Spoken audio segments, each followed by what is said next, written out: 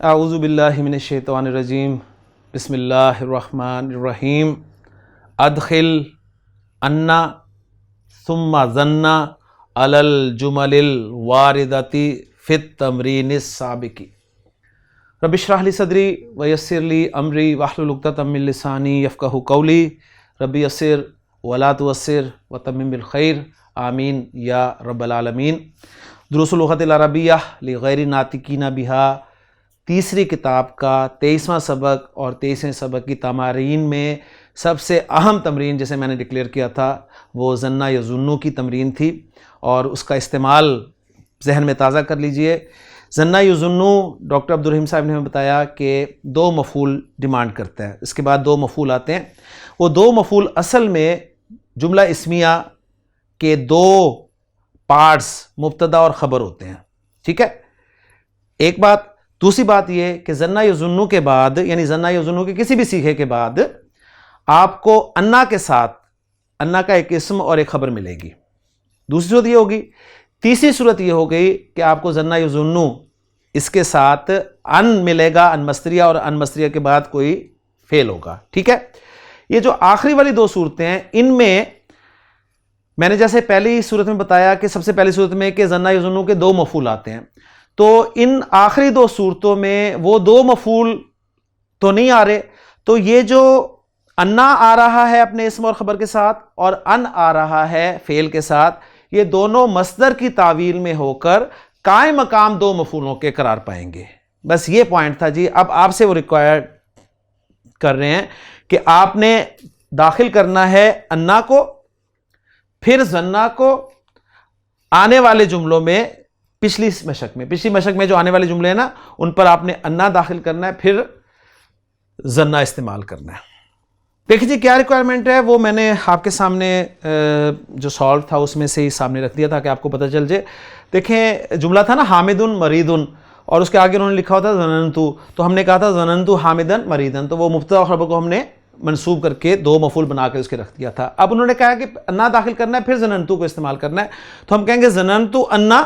اب جملہ کیا تھا، حامد مریدن تھا، تو انا کی وجہ سے حامد جو ہے وہ منصوب ہو جائے گا، اور مرید جو ہے خبر وہ مرفوع ہی رہے گی۔ تو ہم اس کو ایسے بھی کہہ سکتے ہیں ظننتو انا حامدن مریدن۔ میں صرف 1-2 پڑھ رہا ہوں آپ کے سامنے، باقی انشاءاللہ تعالی آپ دیکھیں گے۔ اتظن الاختبار سہلا تھا، ہم اس کو ایسے بھی کہہ سکتے ہیں اتظن ان الاختبار سہل۔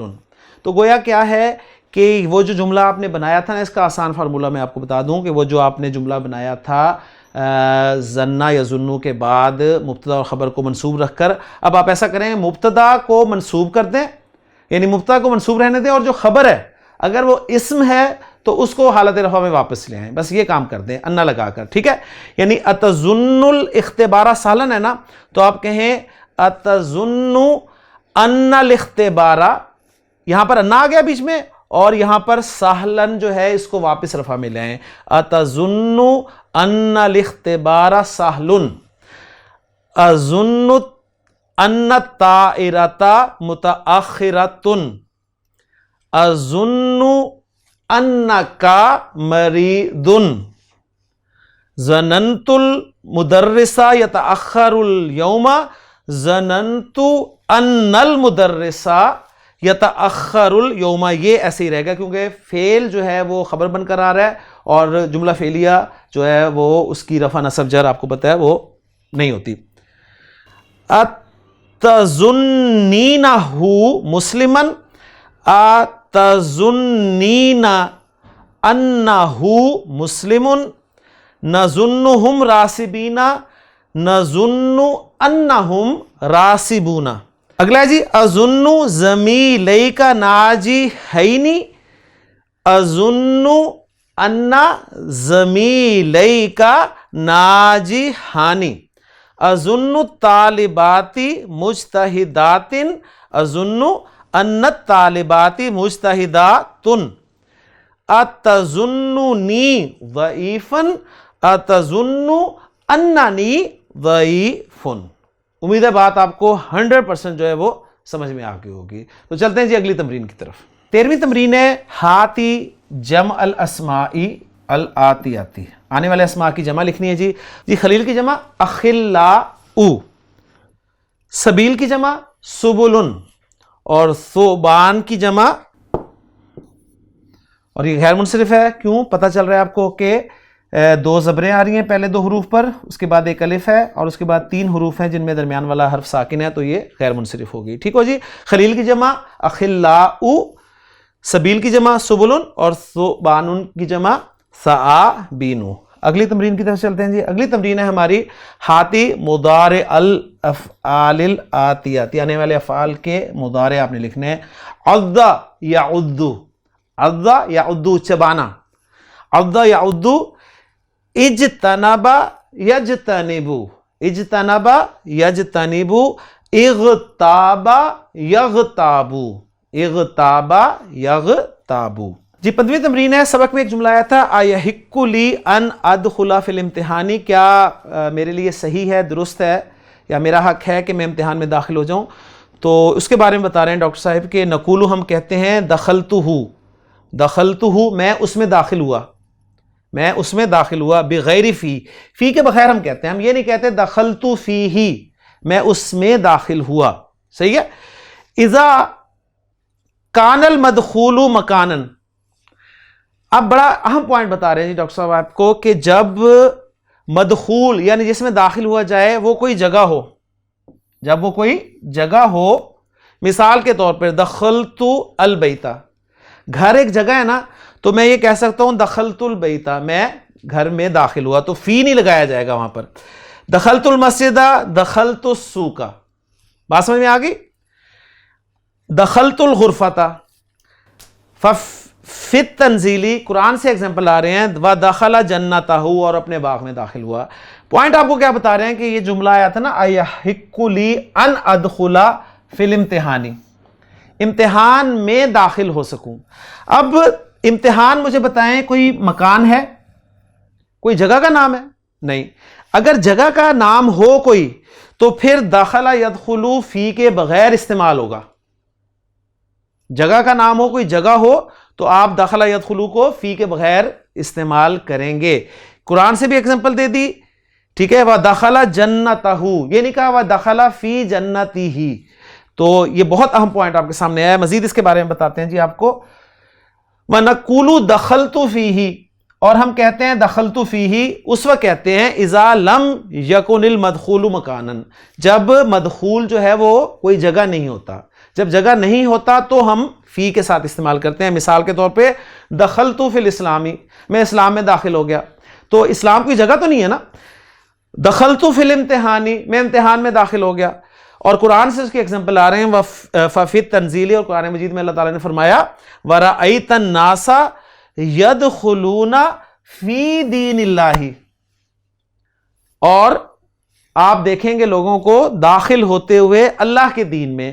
تو اللہ کا دین کوئی جگہ تو نہیں ہے نا, مکان تو نہیں ہے, اس لیے فی استعمال ہو رہا ہے. بات امید ہے سمجھ میں آ گئی ہوگی. اور اس کے بارے میں مزید بتا رہے ہیں وَقَدِ اجْتَمَعَ الْأَمْرَانِ, اور یہ دونوں امر جو ہیں, دونوں باتیں اللہ تعالیٰ کے اس قول میں جمع ہو گئی. بڑی خوبصورت قرآن کی ایگزامپل ہے جی.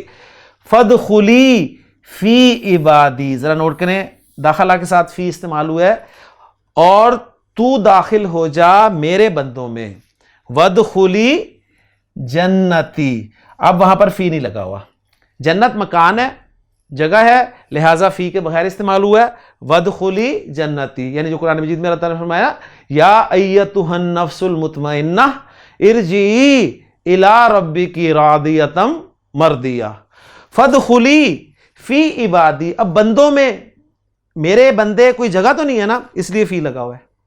اور جنہ جو ہے یہ جگہ ہے, لہٰذا فی نہیں لگا ہوا. اور اس کی ایگزامپل آپ سورۃ الحجرات سے بھی لے لیتے ہیں کہ اللہ تعالیٰ نے فرمایا قالت الاعراب آمنا قل لم تؤمنوا ولکن قولوا اسلمنا ولما يدخل الايمان في قلوبكم, ولما يدخل الايمان في قلوبكم, ایمان ابھی تک تمہارے دلوں میں داخل نہیں ہوا. ٹھیک ہے, تو دل کوئی مکان تو نہیں ہے نا. بات سمجھ میں آ رہی ہے نا. تو اس حوالے سے آپ اس پوائنٹ کو اچھی طرح ذہن میں رکھ سکتے ہیں. آگے چلتے ہیں جی. 16ویں تمرین ہے التواب, آیا تھا ان اللہ تواب الرحیم. تو التواب ای التواب کے معنی ہے یعنی الذی وہ جو یتوب علی عبادہ کثیرن جو اپنے بندوں کی بہت زیادہ توبہ قبول کرتا ہے. وہوا علی وزن فعال اور یہ فعال کا وزن ہے. وہوا اور یہ فعال کا وزن جو ہے وہوا من صیغ مبالغۃ اسم الفاعل اور یہ جو مبالغے کے صیغے ہیں اسم الفاعل کے ان میں سے ایک ہے. مبالغہ بہت زیادہ توبہ قبول کرنے والا جس میں بہت زیادہ کا مفہوم آ جائے وہ فعال کا وزن ہے. ٹھیک ہے, یعنی یہ مبالغہ کہلاتا ہے. یہ اس میں مبالغے کے کافی سارے اوزان ہیں جس میں سے ایک وزن جو ہے فعال کا ہے. اب وہ کہہ رہے ہیں وَمِن صِيَغِهَا أَيْضًا اور مبالغے کے صیغوں میں سے یہ بھی صیغے ہیں. فعیل بھی مبالغے کا صیغہ ہے. مثال کے طور پہ رحیم بہت زیادہ رحم کرنے والا. فعول بھی مبالغے کا صیغہ ہے. مثال کے طور پہ غفور بہت زیادہ بخشنے والا.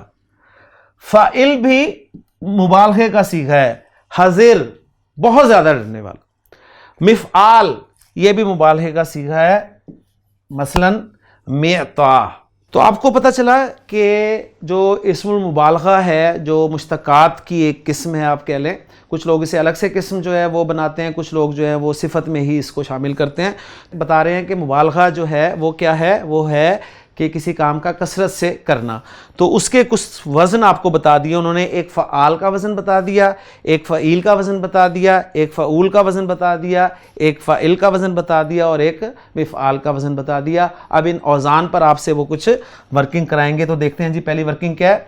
وہ کہہ رہے ہیں جی صغ صیغۃ فعال, آپ نے بنانا ہے فعال کا صیغہ من ہذہ الافعال ان افعال سے. تو بنائیں جی, بلکہ بنا کے میں نے آپ کے لیے رکھ دی ہیں. رزق یرزق سے رزاق بہت زیادہ رزق دینے والا. وہب یہب سے وہاب بہت زیادہ عطا کرنے والا.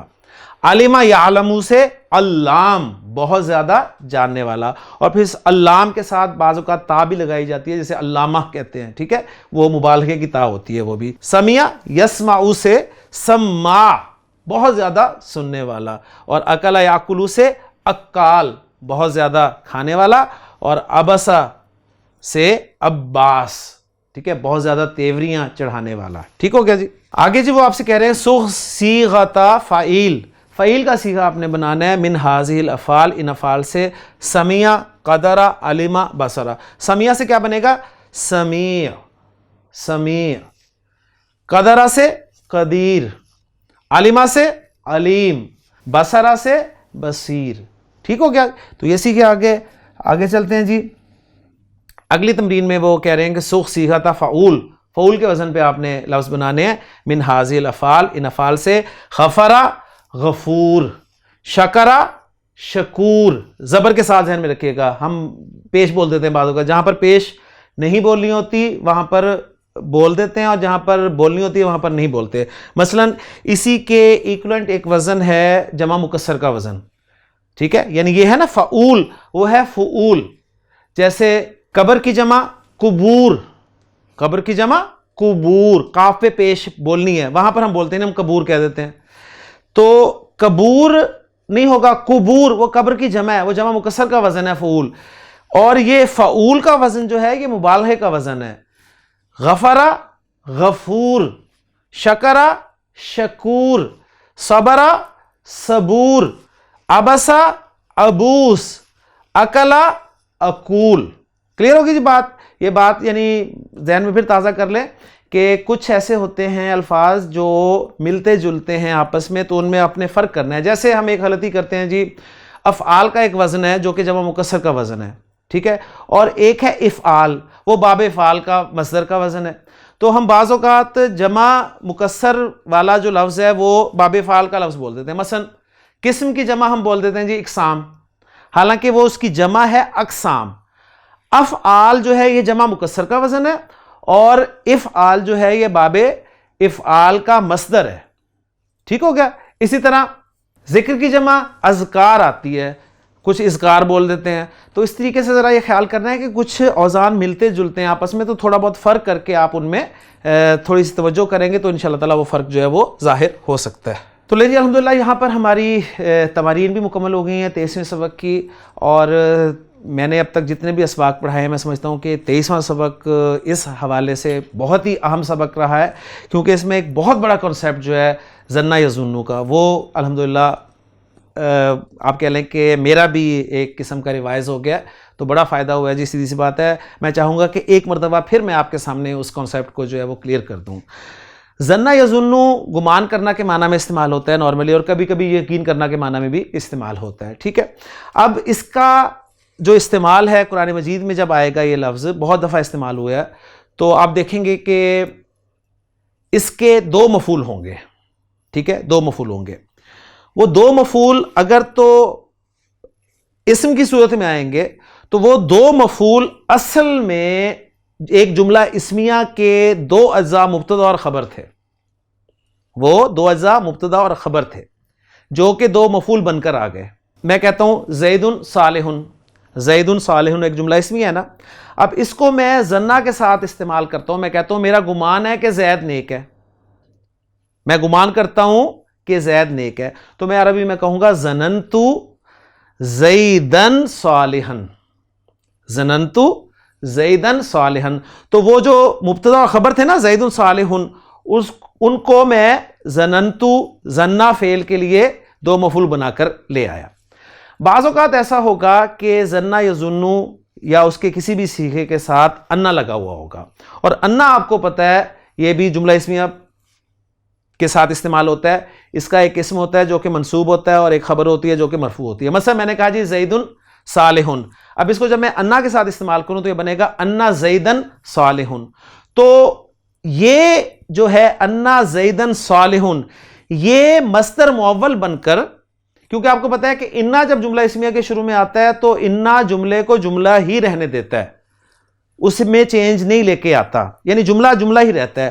لیکن جب انا استعمال ہوتا ہے جملہ اسمیہ کے ساتھ تو جملہ جملہ نہیں رہتا، بلکہ وہ مصدر کی تعویل میں بدل جاتا ہے، مفرد بن جاتا ہے، ٹھیک ہے، مصدر معول بن جاتا ہے۔ لہٰذا اب وہ جو مصدر معول بنے گا نا وہ قائم مقام دو مفعولوں کے ہو جائے گا، تو انا زیدن صالح کو ایز اٹ از میں اٹھاؤں گا اور ظننتو کے ساتھ لگا دوں گا تو بن جائے گا جملہ ظننتو انا زیدن صالح۔ تو اب یہ جو ہے ظننتو کے لیے انا زیدن صالح یہ قائم مقام دو مفعولوں کے ہوگا، ٹھیک ہے۔ اور تیسری صورت کیا ہے؟ تیسری صورت یہ ہے کہ ظن یظن کے بعد ان لگا ہو، اور ان مصدریہ آپ کو پتا ہے اس کے بعد فعل ہوتا ہے۔ مثلا ایک فعل میں بولتا ہوں یفتح زید البابہ، زید دروازہ کھولتا ہے، اب اس کے شروع میں ان لگاؤں مصدریہ تو یہ کیا بنے گا جی؟ ان لگا جب شروع میں تو بن جائے گا این یفتح زید البابہ، صحیح ہے۔ اب یہ پورا کا پورا جو ہے یہ مصدر کی تعویل میں ان مصدریہ کی وجہ سے یہ میں بنا لوں گا ظن یظن کے لیے قائم مقام دو مفعولوں کے، تو میں کہوں گا ظننت این یفتح زید البابہ، ٹھیک ہے، میرا گمان ہے کہ زید دروازہ کھول دے گا۔ تو یہ بہت اہم جی کانسیپٹ ہے جو کہ الحمدللہ میں بار بار اس لیے آپ کے ساتھ دہرا رہا ہوں کہ میرا بھی یہ پکا ہو جائے، اور انشاءاللہ قرآن مجید میں جہاں بھی ذکر ہوگا تو میں اسی سبق کا ریفرنس دوں گا۔ یہ نوٹ کر لیں، سبق نمبر 23 ہے، اور اس میں ہم بار بار اس کی تو پکچر آپ اپنے پاس رکھ لیں کہ ظن یظن جہاں پر ڈاکٹر صاحب نے بڑے خوبصورت انداز میں ہمیں یہ ٹاپک جو ہے سمجھا دیا ہے۔ تو الحمدللہ جی 23واں سبق مع تمارین مکمل ہو گیا۔ اللہ تعالیٰ کا شکر ہے کہ اللہ تعالیٰ نے ہمیں بک 3 کے 23 سبق مکمل کرنے کی توفیق عطا فرمائی، اور اب انشاءاللہ تعالیٰ آپ کہہ لیں کہ کاؤنٹ ڈاؤن شروع ہو چکا ہے، یعنی اب گنتی کے اسباق ہی ہیں جو باقی ہیں۔ تو انشاءاللہ تعالیٰ اگلے لیکچر سے نئے سبق کے ساتھ نئے باب کے ساتھ انشاءاللہ آپ سے ملاقات ہوگی جی۔ سبحانک اللہم و بحمدک، اشہد ان لا الہ الا انت، استغفرک و اتوب الیک۔